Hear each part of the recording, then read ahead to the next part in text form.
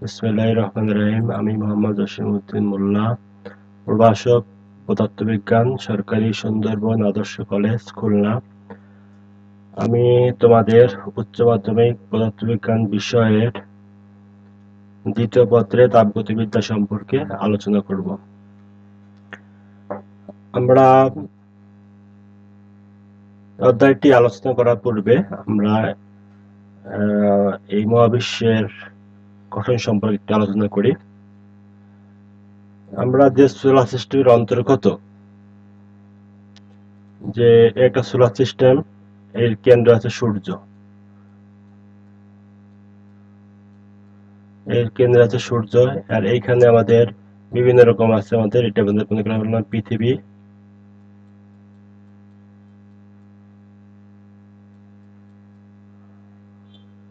পৃথিবী, এখানে চন্দ্র, সূর্য, মানে অন্যান্য বিভিন্ন গ্রহ উপগ্রহ আছে। এখানে যে বিভিন্ন গ্রহ উপগ্রহ আছে, এবং এই উপগ্রহের এখানে যে নক্ষত্র আছে, নক্ষত্রের সংখ্যা কত? এই যে নক্ষত্র আছে, নক্ষত্রের সংখ্যা হচ্ছে আমাদের 10^11, এতগুলো আছে নক্ষত্র। আমরা যে এই যে সৌরজগতে বসবাস করতেছি, এই একটা গ্যালাক্সি, এই গ্যালাক্সির নাম হয়েছে আমাদের মিল্কি ওয়ে।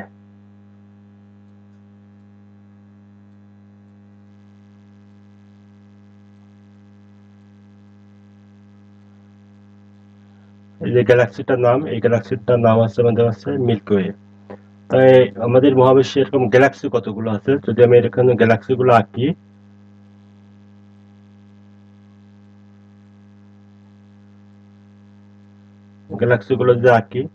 এই গ্যালাক্সির সংখ্যা কত? এই গ্যালাক্সির সংখ্যা, সেটা আনুমানিক আমাদের হয়েছে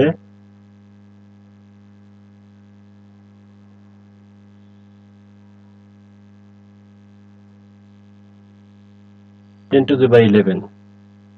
এবং এই গ্যালাক্সির মধ্যে যে নক্ষত্র গুলো রয়েছে,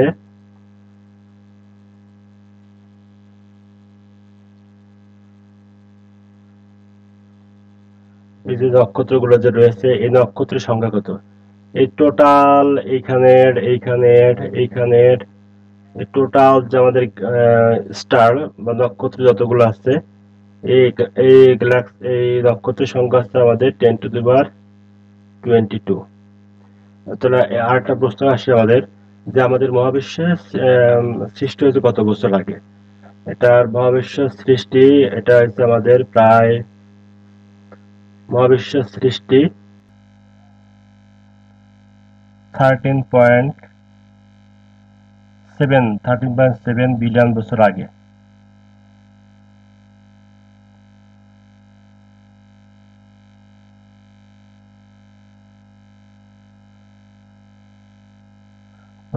আসলে আমাদের এই মহাবিশ্ব সৃষ্টি।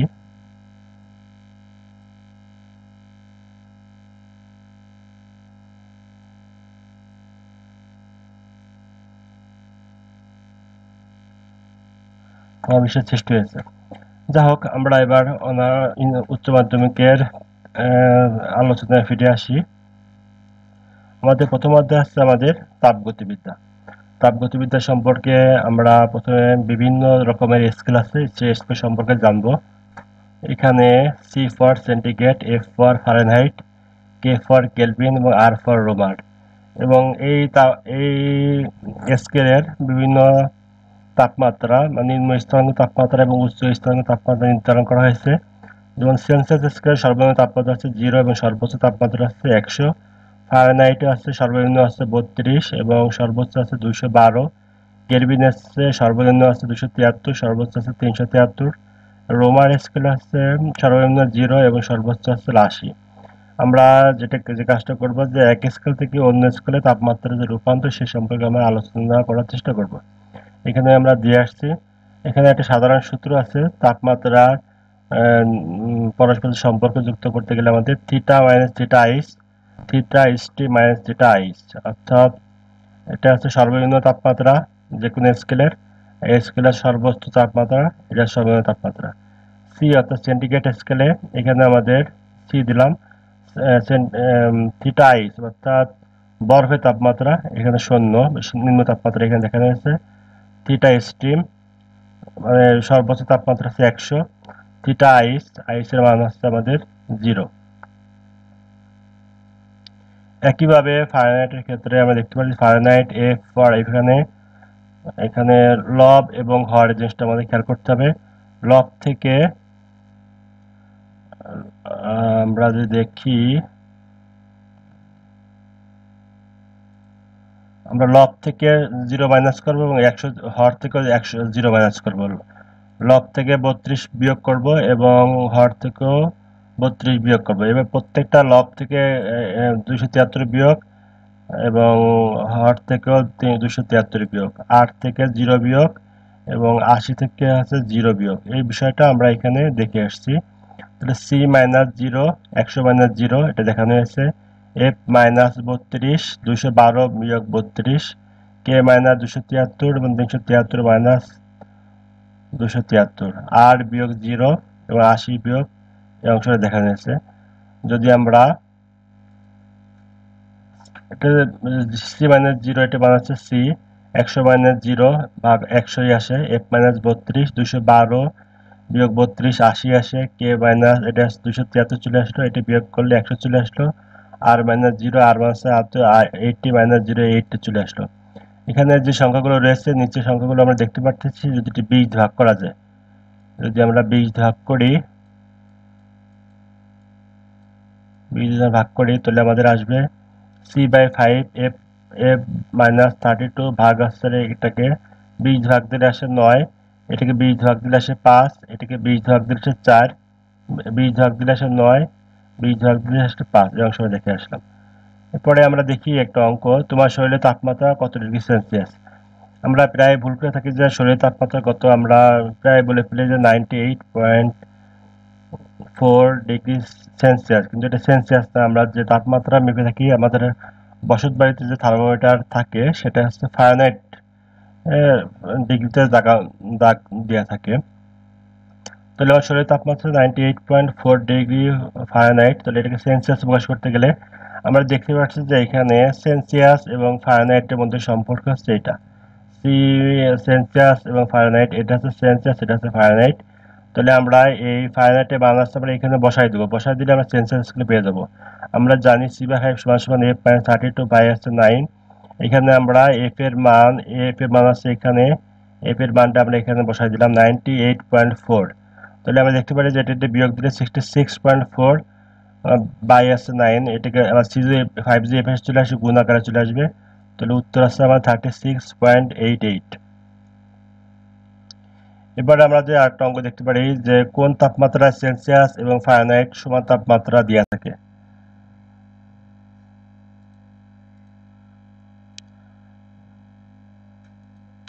তাহলে আমাদের একই তাপমাত্রা প্রদর্শন করে, তাহলে আমরা দুটোকে ধরে নিলাম আছে x c equal to f equal to x। তাহলে আমরা c এর জায়গায় f বসালাম, x বসালাম এবং f এর জায়গায় হচ্ছে আমরা x বসালাম।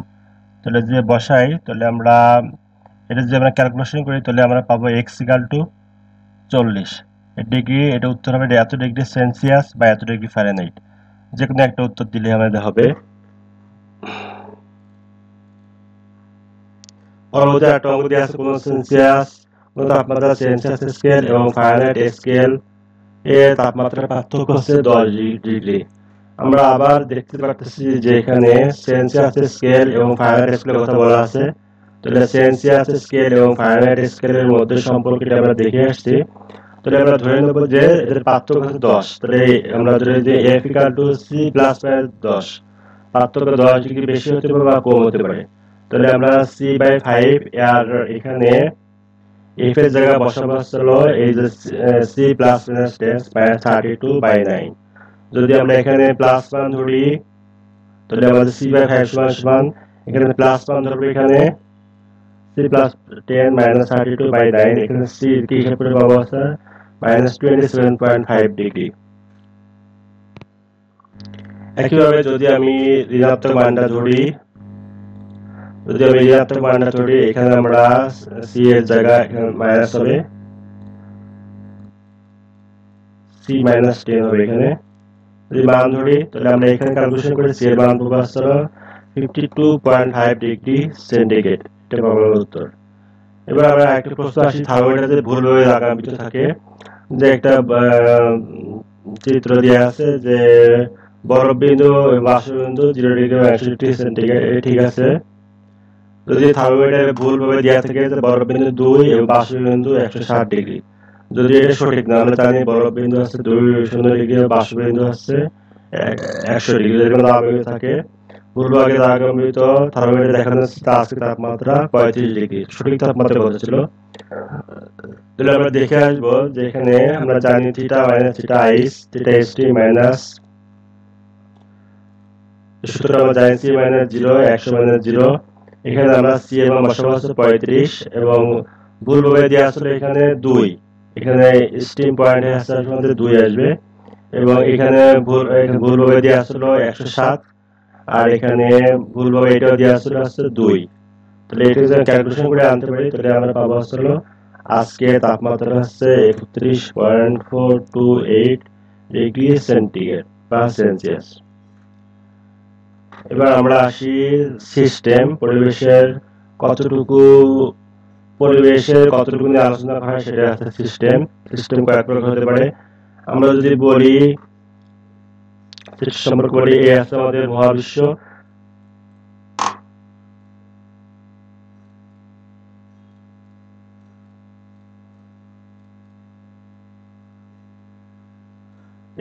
মহাবিশ্ব। যদি আমরা যে বিষয়ে আলোচনা করবো সেটাই হচ্ছে আমাদের সিস্টেম। যদি আমরা এখানে একটা গ্যালাক্সি নিয়ে আলোচনা করি তাহলে এটাই হচ্ছে আমাদের সিস্টেম।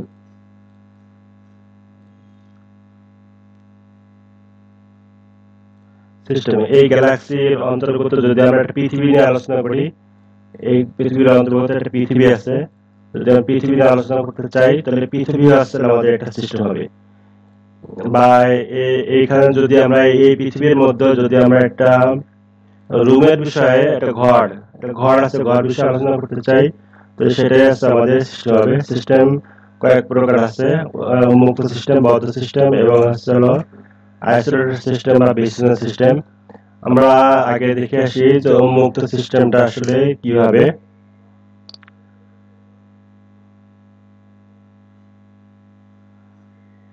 আমরা দেখি যে উন্মুক্ত সিস্টেমের একটা আলোচনা করার চেষ্টা করি। আমাদের যে সিস্টেমে ভর এবং শক্তি প্রবেশ করতে পারে, বের হতে পারে, তাকে হচ্ছে আমরা উন্মুক্ত সিস্টেম বলি। যদি আমরা এখানে একটা পাত্র যদি আমাদের মুখ খোলা থাকে, এখন যদি আমি এখানে উত্তপ্ত করি, এখানে পানি আছে, আমাদের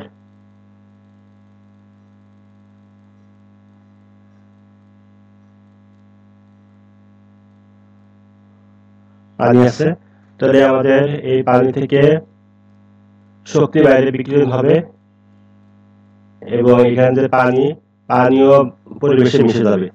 তাহলে এটা আসলে আমাদের ভর, পানির আছে ভর। তাহলে যে সিস্টেমে শক্তি এবং ভর প্রবেশ হতে পারে বা বের হতে পারে তাকে বলতেছি আমরা উন্মুক্ত সিস্টেম। যদি আমরা এখানে একটা মোমবাতি রাখি, আমরা যেটা মোমবাতি আগুন দিয়ে জ্বালানোর ফলে এখানে যে মোমবাতি থেকে শক্তিও বেড়ে যাচ্ছে আমাদের, এক সময় এটা নিভে এটা আস্তে আস্তে শেষ হয়ে যাচ্ছে। তাহলে এখানে এই যে ভর ছিল, এই ভর পরিবেশের সাথে মিশে যাচ্ছে। তাহলে এই সিস্টেমকে আমরা উন্মুক্ত সিস্টেম বলতে পারি। একইভাবে আমরা আসি বদ্ধ সিস্টেম। যদি আমরা যে পাত্রটাতে আমরা পানি গরম করছি, যদি আমরা এখানে এই পাত্রের মুখটাকে আটকায় রাখি, এই পাত্রের মুখটাকে যদি আটকায় রাখি তাহলে আমরা যেখানে যদি তাপ দিলে হচ্ছে আমাদের এখানে যে পানি যে গরম হবে, অর্থাৎ শক্তি বিকিরণ করতে পারবে বা প্রয়োজনে নিতে পারবে। কিন্তু এখানে পাত্র আটকানো থাকার কারণে এই পানির যে ভর, সেই ভরটা বাইরে যেতে পারতেছে না, অর্থাৎ বদ্ধ সিস্টেম। যেটা মুখ আটকানো থাকে তাকে বলতেছি আমরা বদ্ধ সিস্টেম বলতেছি। একইভাবে যদি আমরা অন্য একটা সিস্টেমের কথা বর্ণনা করতে চাই, ক্লোজ সিস্টেম শেষ করলাম আমরা।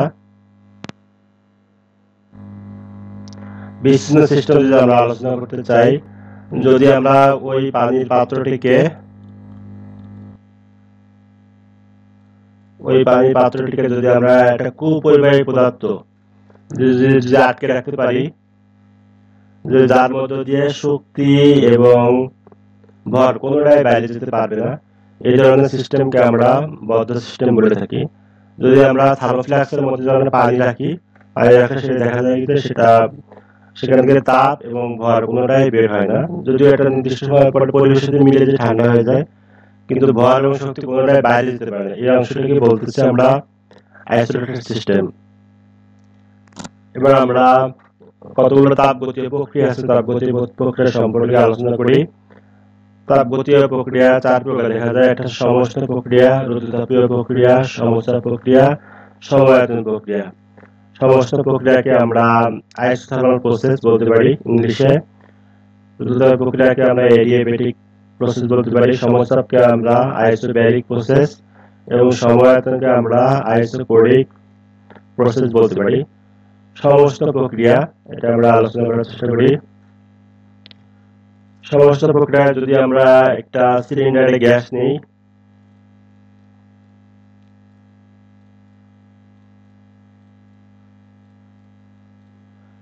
সিলিন্ডারে গ্যাস নিয়ে যদি আমরা এখানে তাপ দিয়ে উত্তপ্ত করি, আর এখানে আমাদের একটা ঘর্ষণহীন পিস্টন লাগানো থাকবে, ঘর্ষণহীন, যেটা সহজেই ওঠানামা করতে পারে।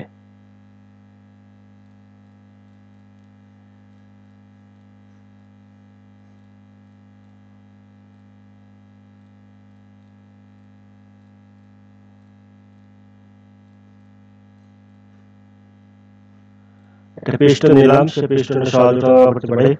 যখনই আমরা এই সিলিন্ডারে আমরা তাপ প্রয়োগ করছি, ফলে এই গ্যাসের তাপমাত্রা বৃদ্ধি পাচ্ছে। যদি আমরা এই পিস্টনটিকে যদি আমরা সহজে ওঠানামা করতে পারি, এখানে তাপ দিয়ে স্বাভাবিক অবস্থা ছিল মনে করলাম যে 30 ডিগ্রি সেন্টিগ্রেড, 30 ডিগ্রি সেন্টিগ্রেড, যদি তাপ দেওয়ার ফলে এটি আসলে 40-এ আসলো, 40 ডিগ্রি সেন্টিগ্রেডে চলে আসলো। যদি আমাদের এই পাত্রটাকে আমরা উঠাতে পারি, পাত্রটা যদি আমরা এখানে চলে আসি, তাহলে আমাদের চাপ কমে যাচ্ছে। পিস্টনটাকে যদি আমরা এখানে নিয়ে আসতে পারি, চাপ কমে যাচ্ছে, অর্থাৎ তাপমাত্রা কমে যাচ্ছে। তাপমাত্রা কমে যে আবার আমাদের তাপমাত্রা 30 ডিগ্রি সেন্টিগ্রেড হচ্ছে, অর্থাৎ আমাদের এই তাপমাত্রার পরিমাণ একই রয়েছে, আগে ছিল 30, এখন রয়েছে 30। এই ধরনের প্রক্রিয়াকে আমরা বলি আমরা আসলে সমস্ত প্রক্রিয়া। যে তাপমাত্রায় গ্যাসের তাপমাত্রা একই থাকে তাকে বলতেছি আমরা সমস্ত প্রক্রিয়া বলতেছি। এই প্রক্রিয়ার মধ্যে আমরা দেখতে পারলাম যে এই পাত্রটি সহজে এটা সুপরিবাহী হবে। এবার আমরা রুদ্ধতাপীয় প্রক্রিয়া সম্পর্কে আলোচনা করি। যদি আমাদের এই পাত্রটি যদি আমাদের কুপরিবাহী পদার্থের হয়,